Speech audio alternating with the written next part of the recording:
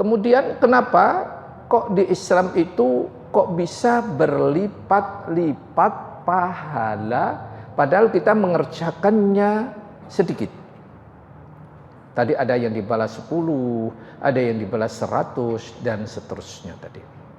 Ternyata disebabkan beberapa. Di antaranya karena faktor ketepatan waktu. Ternyata amal kalau bertepatan dengan waktunya itu sungguh luar biasa.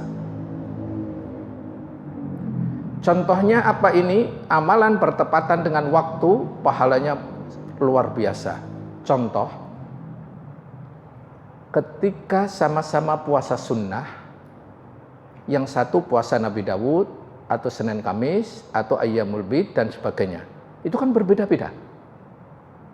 Apalagi bertepatan waktu tanggal 9 Dzulhijjah. Pahalanya gimana? 2 tahun. Menghapus yang lalu dan yang akan datang. Lihat, ternyata bertepatan waktu sangat penting untuk kita ketahui. Kemudian yang kedua, kenapa kok berlipat-lipat? Karena faktor tempat. Ya, faktor tempat. Contoh, sholat sendirian dapat pahala berapa? 1. Sholat jamaah di masjid dapat berapa? 10. Sholat di Masjidil Aqsa, sama-sama di masjid dulu ya, dapat berapa? 500. Sholat di Masjid Nabawi dapat berapa? 1000. Sholat di Masjidil Haram dapat berapa? 100.000. Ternyata tempat pun juga mempengaruhi berlipat-lipat pahala tersebut. Kemudian jenis amal ini juga mempengaruhi, yakni amalan wajib atau amalan sunnah. Itu. Kalau amalan wajib, tentu pahalanya sangat jauh lebih besar dibandingkan dengan amalan sunnah.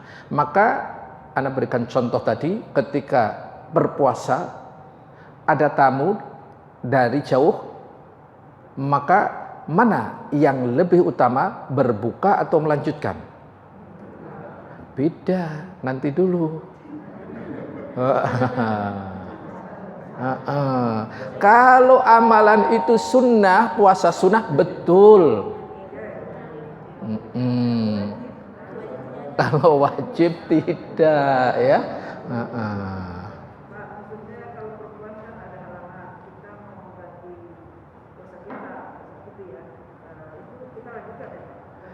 Iya, kalau wajib tidak bisa digagalkan atau dibatalkan karena apapun, kecuali udzur syar'i yang betul-betul syar'i itu. Jadi ingat dulu, karena ini kita akan membahas kenapa Islam itu kok Allah memberikan pahala kok berlipat-lipat, ternyata itu. Namun juga jangan salah, mari kita lihat wajib dengan sunnah, dilihat lagi apa itu pelaku. Yang keempat, pelaku amal. Contoh, mengucapkan salam hukumnya apa? Sunnah. Menjawab salam hukumnya wajib. Pusing-pusing nih.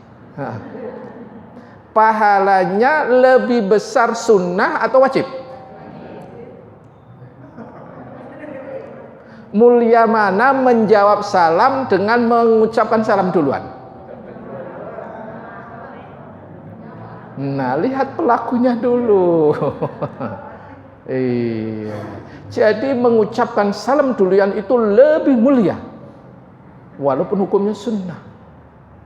Tapi menjawab salam hukumnya apa? Wajib. Tapi masih kalah kemuliaannya dengan ucapan pertama tadi. Udah, kalau gitu ketemu salam bagus itu. Memang syariatnya gitu. Kita ketemu baik yang kita kenal maupun tidak, sebaiknya kita mengucapkan salam. Afan ya, salam dengan salaman beda. Salam itu lafaz assalamualaikum, minimal itu. Kalau salaman itu jabatan tangan. Jadi salam tidak harus berjabatan tangan. Itu. Nanti pulang dari sini setiap ketemu orang disalamin semua, tidak ya? Baik, itu poin pertama berkaitan dengan amalan kesungguhan dan kejujuran hati. Kenapa kok bisa berlipat-lipat pahalanya? Dan sudah kami terangkan dan contoh-contoh yang nyata tadi. Kemudian berikutnya yang tidak kalah pentingnya adalah poin kedua, bolehkah kita meminta agar dimatikan dalam keadaan mati syahid? Boleh atau tidak? Boleh. Dari mana taunya boleh? Hadis yang kita bahas. Itu. Namun di samping itu kita akan sampaikan ya penjelasan para ulama. Kalau hadisnya yang ada di catatan kita tadi, hadis ke-57, hadis ini apa Imam An-Nawawi rahimahumullah menjelaskannya. Dalam hadis ini terdapat anjuran untuk berdoa meminta mati syahid. Dan anjuran memiliki niat yang baik. Syarah Sahih Muslim An-Nawawi jilid 13 halaman 55. Jadi kalau begitu sekali lagi boleh. Dalam prakteknya doa ini pernah dipanjatkan Umar bin Khattab radhiyallahu anhu. Jadi prakteknya sahabat mulia Umar bin Khattab radhiyallahu an, hadis ini riwayat Imam Al-Bukhari nomor 1890, di mana beliau memohon kepada Allah, Allahumma rzuqni syahadatan fi sabilik. Ya Allah, berikanlah aku anugerah mati syahid di jalanmu. Waj'al mauti fi baladi Rasulillah sallallahu alaihi wasallam, dan jadikanlah kematianku di negeri Rasulullah sallallahu alaihi wasallam. Doa Umar tercapai enggak? Tercapai. Dua-duanya doa agar diwafatkan menjadi syuhada. Syuhadanya Umar di medan perang bukan? Di medan perang? Jawabnya tidak. Di mana? Iya, di masjid setelah sholat. Dibunuh laknatullah Abu Lu'lu' laknatullah al-Yahudi itu. Kemudian dimakamkan di mana? Di samping Nabi. Bukan di Baqi, tapi di samping Nabi. Masya Allah. Ini karena sebuah doa, keinginan yang kuat dan luar biasa. Itu. Maka di makam Nabi, ini Rasulullah, ini Abu Bakar, kemudian Umar. Itu. Karena sebuah doa yang dipanjatkan dengan kesungguhan dan kejujuran hati. Tercapai tujuan itu. Masya Allah kan. Sehingga dengan merujuk ini tadi, mari kita terus memohon, berdoa, berharap dengan kesungguhan dan kejujuran hati agar Allah mewafatkan kita menjadi syuhada, mati di jalan Allah, meskipun tidak di medan perang. Itu.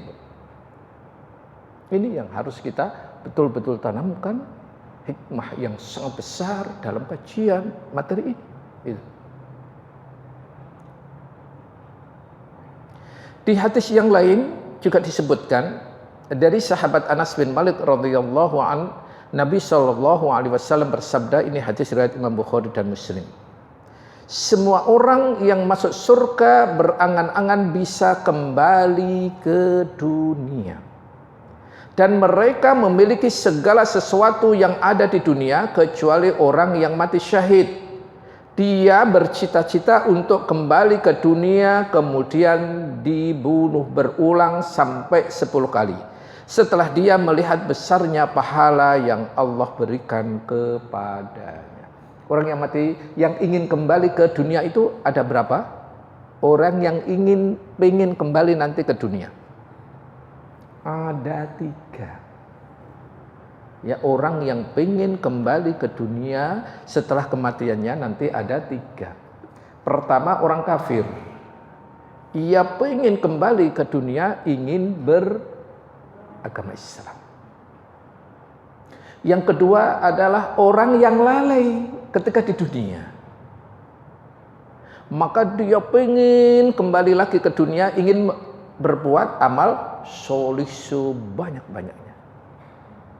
Yang ketiga, orang ini sudah di surga nanti. Para syuhada. Berdasarkan hadis ini tadi, dia ingin kembali ke dunia, bukan untuk mencari keluarga, bukan untuk mencari hartanya yang ditinggalkan ketika itu, tapi untuk apa ini? Biar mati syahid, bahkan sampai 10 kali. Kenapa? Karena mulianya mati syahid tersebut. Itu. Wallahu a'lam. Kemudian, wanita bisakah menjadi mati syahid? Jawabnya, boleh, bisa atau tidak? Bisa. Kenapa bisa? Syariat Islam berlaku untuk umum. Jadi semua umat Islam bisa, terkecuali yang dikhususkan untuk golongan tertentu. Contoh, kalau di Al-Quran disebutkan laki-laki, maka untuk apa ini? Bisa laki-laki, bisa perempuan. Tapi kalau di Al-Quran atau Sunnah dikhususkan untuk wanita, berlaku hanya untuk wanita. Contohnya yang bersifat umum, yang disebutkan laki-laki tapi bisa laki-laki bisa perempuan, surat Jin, surat 72 ayat ke-6. Nah, coba di sini laki-laki yang minta kerjasama dengan jin. Di Indonesia lebih terkenal laki-laki atau perempuannya? Perempuan. Lihat, disebutkan Nyi Roro Kidul, nggak ada Pak Kidul, nggak ada. Nenek lampir, nggak ada kakek lampir. Ini contoh aja yang sifatnya umum gitu. Padahal di ayat tadi yang disebut apa? Laki-laki. Jadi sekali lagi, kalau Al-Quran mengatakan laki-laki bisa berlaku untuk laki-laki dan perempuan. Tapi kalau perempuan, khusus perempuan, ya hanya untuk perempuan. Misalkan pakai jilbab, ya kan? Pakai jilbab untuk laki-laki atau untuk perempuan ini? Khusus. Surat jilbab ayat berapa? Ayo. Iya. Udah nanti PR ya, PR nanti di rumah. Jadi kalau begitu laki-laki boleh pakai jilbab enggak? Ya enggak boleh. Karena ini khusus perempuan. Ini contoh ya, ini contoh. Dan kembali ke tema kita, perempuan bolehkah, bisakah menjadi syuhada? Jawabnya bisa. Hal ini dikisahkan Ummu Haram bil Milhan. Semoga Allah tabaraka wa ta'ala meridainya, yakni istri Ubadah bin Samit radhiyallahu an. Beliau suatu ketika datang kepada Nabi dan Ummu Haram mendengarkan. Apa? Pasukan pertama di kalangan umatku yang akan berperang dengan menyeberangi lautan, mereka diwajibkan. Mendengar hadis ini, Ummu Haram langsung meminta, "Ya Rasulullah, ana fihim." Wahai Rasulullah, bisakah aku termasuk di antara mereka? Pinta Ummu Haram. Jawab Nabi sallallahu alaihi wasallam, engkau termasuk mereka. Kemudian Rasulullah sallallahu alaihi wasallam melanjutkan sabdanya, awwalu jaishin minal ummati yaghuzuna madinata qaisara maghfurul lahum. Pasukan pertama di kalangan umatku yang menyeberangi kota Kaisar Konstantinopel, mereka diampuni. Wahai Rasulullah, apakah saya termasuk mereka? Tanya Ummu Haram. Tidak, jawab mereka alaihissalam. Hadis riwayat Bukhari. Karena perempuan nggak boleh di medan perang sampai menaklukkan Konstantinopel. Konstantinopel itu sekarang mana sih?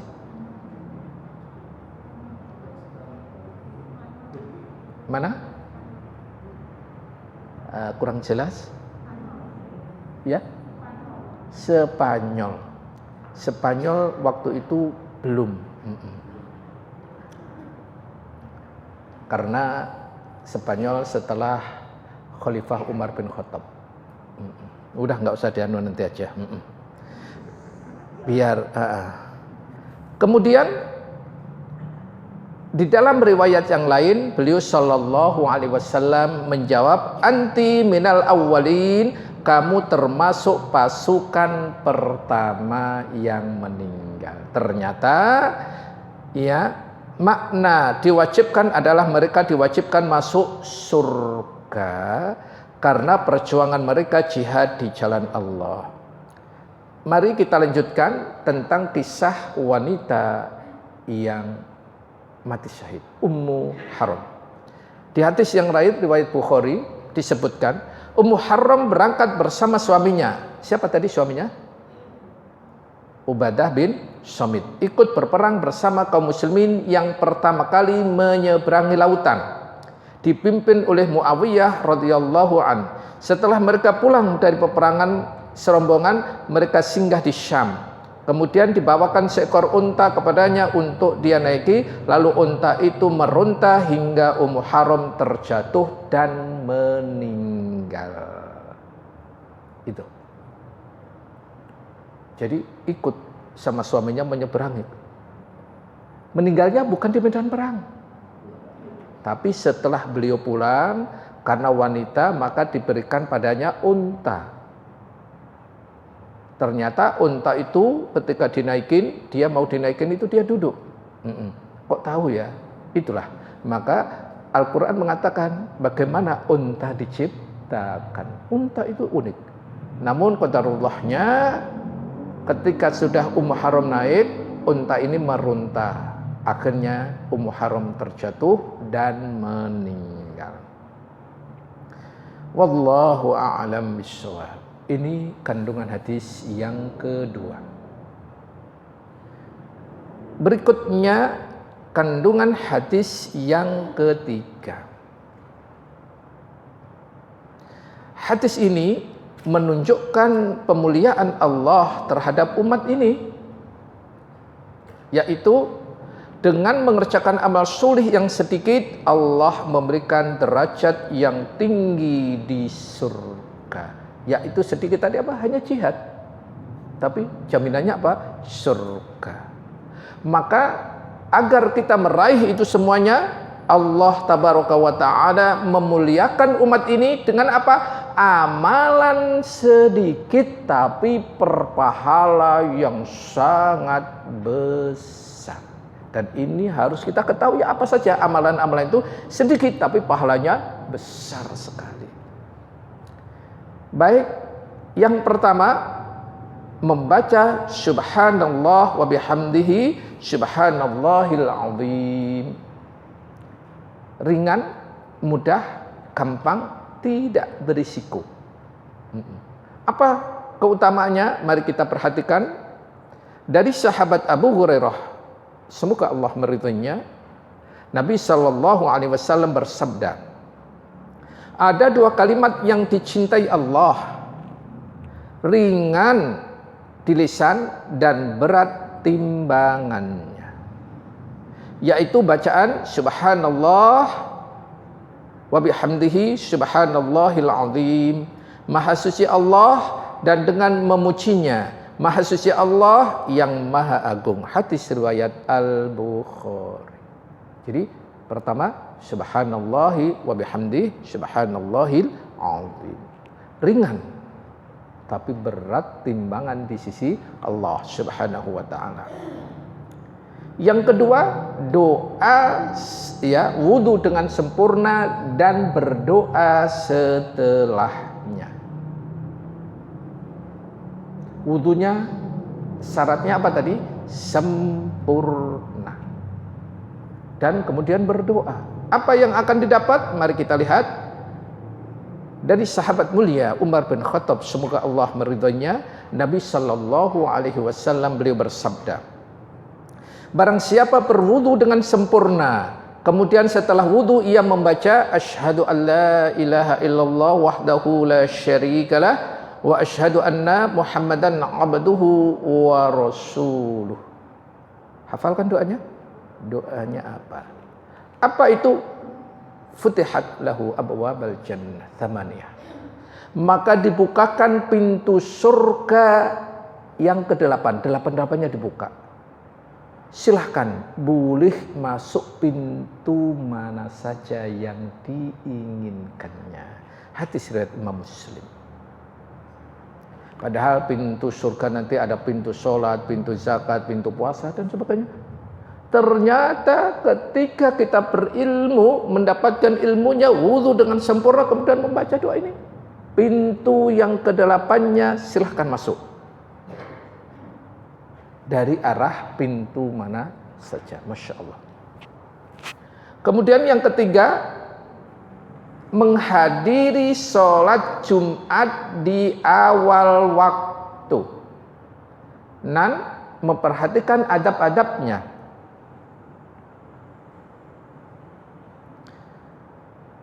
Dari sahabat Aus bin Al-Thaqafi bahwa Nabi sallallahu alaihi wasallam bersabda, barang siapa yang membasuh kepalanya dan mencuci seluruh tubuhnya di hari Jumat, maknanya mandi besar,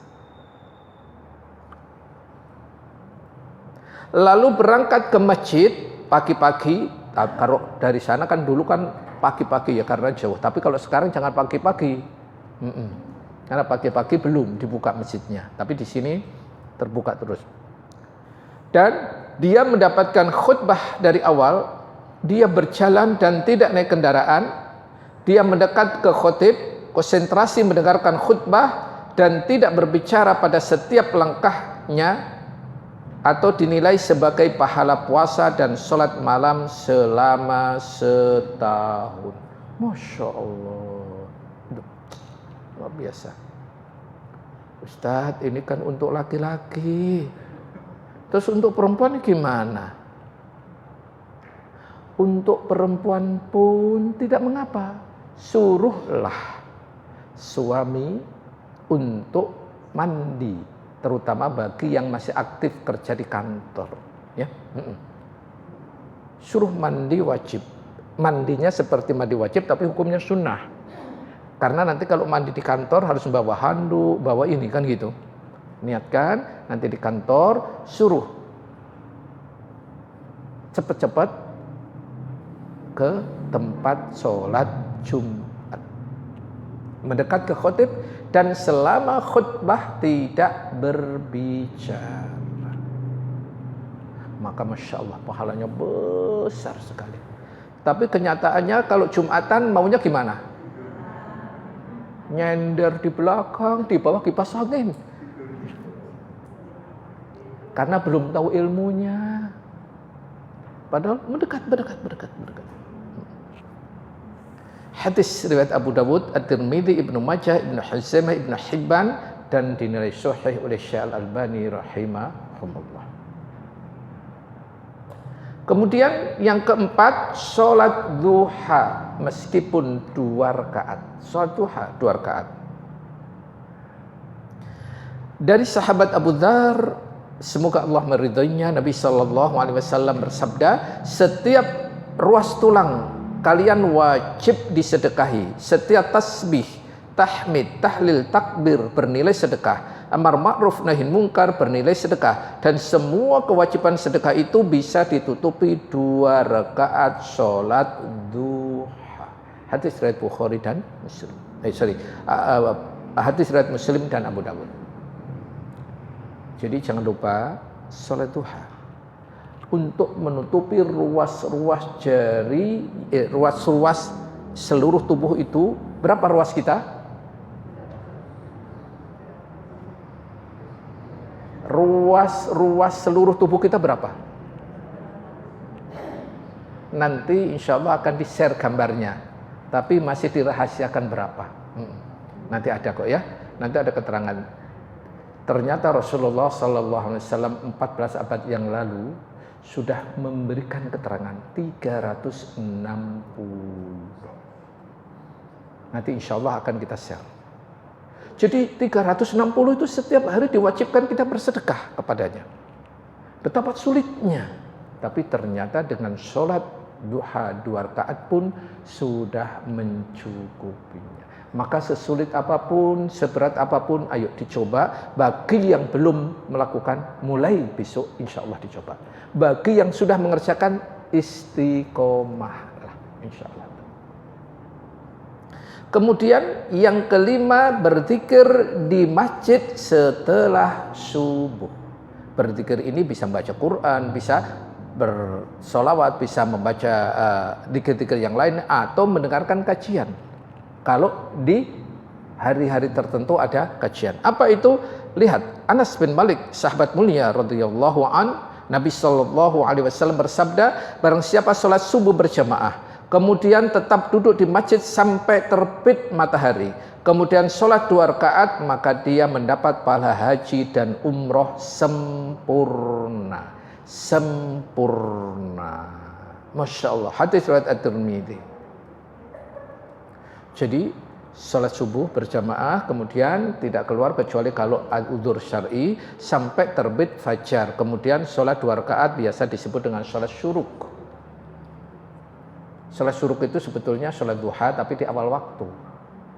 Pahalanya haji atau umroh sempurna. Ustadz, kalau gitu nggak usah haji ya, cukup itu aja. Ya itu salah lagi mengambil hikmah. Iya. Tetap kalau ada kemampuan wajib haji itu.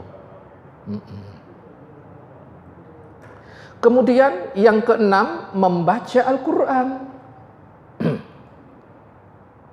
Abdullah bin Mas'ud radhiyallahu an berkata, Nabi Shallallahu Alaihi Wasallam bersabda, barang siapa membaca 1 huruf Al-Quran, maka dia mendapat 1 pahala kebaikan, dan setiap 1 pahala itu dilipat gandakan 10 kali, dan seterusnya. Hadis riwayat Tirmidzi, At-Tabrani, dan dinilai sahih oleh Syekh Al-Albani. Al-Quran 1 huruf, alif lam mim, disebut 1 huruf? Jawabnya tidak. Alif sendiri, lam sendiri, mim sendiri. Jadi alif lam mim berapa huruf? 3. 3 kali 10, 30. Itu. Belum membaca Bismillahirrahmanirrahim. Yang kemarin sudah, ya kan? Jumlahnya berapa ayat kemarin? Lupa lagi ya. Catatannya hilang sih. Bismillahirrahmanirrahim itu terdiri dari 19 huruf. Bismi 3, Allah 4. 3 tambah 4 berapa? 7.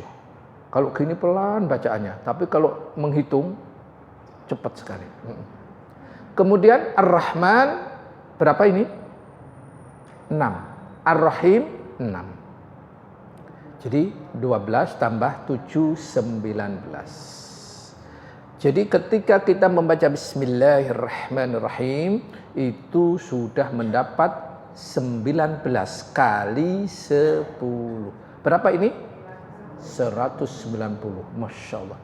Ustadz, kalau gitu aku nggak perlu baca Quran, cukup Bismillah. Bismillahirrahmanirrahim. Ini juga salah lagi mengambil hikmah. Ya tetap membaca Al-Quran. Ini contoh. Baik. Kemudian yang ketujuh, ini khusus untuk laki-laki sejatinya. Tapi nanti di surga. Di surga itu masuk pasar, ke pasar itu para laki-laki. Tapi kalau di dunia yang ke pasar siapa mayoritas? Terserah. Masya Allah, ternyata masuk pasar itu ada doa dan siapa membacanya pahalanya besar luar biasa. Tapi ini sulit sekali diamalkan. Karena jarang mengamalkan. Padahal pahalanya besar. Ini sebagai keutamaan kita berkajian. Mari kita perhatikan.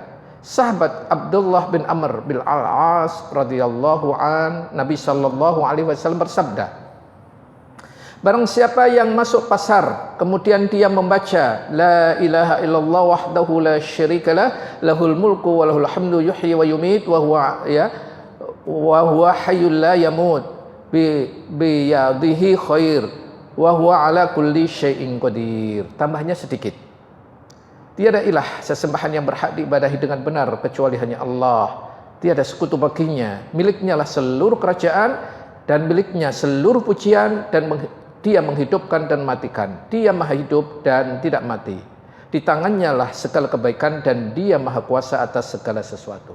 Kalau membaca itu apa? Ia akan mendapatkan, mari kita lihat, Allah mencatat untuknya 1.000.000 kebaikan. Masya Allah. Allah menghapus 1.000.000 kesalahan. Masya Allah. Allah dan Allah mengangkat untuknya 1.000.000 derajat. Masya Allah. Tapi ini jarang diamalkan. Jamaah tak ingin mendapatkan doa ini, nanti di-share insyaallah ya. Hadis riwayat At-Tirmidzi, Al-Hakim, Ad-Darimi dan dinilai hasan oleh Syekh Al-Albani. Lihat, 1.000.000 kebaikan dapat, 1.000.000 kesalahan terhapus, 1.000.000 derajat diberi.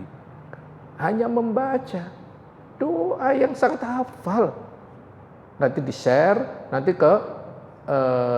di fotokopi. Jadi ketika akan masuk pasar, buka fotokopinya. Tapi tolong jangan nyebutin ini kajian dengan siapa, jangan nyebutin saya, yang malu nanti. Baik, ke-8, karena ini penting sekali, ringan tapi berpahala besar. Yang ke-8, sholat berjamaah di masjid. Dari Abu Umamah radhiyallahu an, Nabi sallallahu alaihi wasallam bersabda, barang siapa yang keluar dalam keadaan suci menuju masjid untuk melaksanakan salat berjamaah, maka pahalanya seperti orang yang sedang haji dalam keadaan ihram. Hadis riwayat Abu Dawud dan dinilai hasan oleh Syekh Al-Albani. Masya Allah. ke-9, berzikir ketika terbangun dari tidur. Jadi bangun tidur jangan langsung megang HP. Itu lagi ngantuk-ngantuk, HP yang dianukan.